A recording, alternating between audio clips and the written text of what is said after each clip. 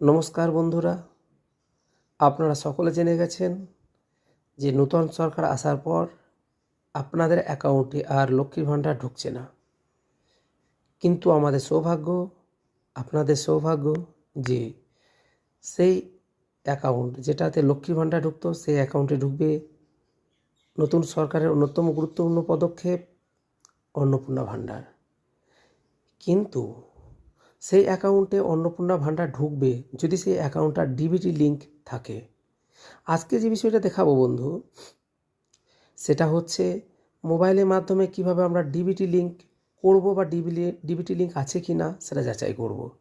তার জন্য আপনাকে মোবাইলের প্লে স্টোরে গিয়ে উমং অ্যাপটা ডাউনলোড করে ইনস্টল করতে হবে। উমং, দেখুন আমার 1 নম্বর কলামে লেখাই আছে UMANG, উমং অ্যাপ। ইনস্টল করে নেওয়ার পর সেটাকে অবশ্যই আপনার মোবাইল নাম্বার দিয়ে রেজিস্ট্রেশন করে নেবেন। এটা হচ্ছে আপনার প্রথম ধাপ।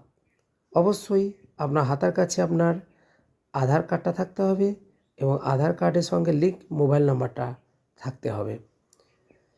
4 নম্বর কলমে দেখুন আমি লিখে দিয়েছি, ওই উমং অ্যাপটা যখনই আপনার খুলে যাবে মোবাইলে, সেখানে যে সার্চ বার আসবে সেখানে আপনি টাইপ করবেন ভারত আধার সিডিং এনেবলার, ভারত আধার সিডিং এনেবলার। টাইপ করে যখনই আপনি সার্চ করবেন তারপর দেখবেন একটা পেজ খুলে যাচ্ছে। এরপর যে পেজটা খুলবে সেখানে আপনাকে আধার সিডিং ক্লিক করতে হবে।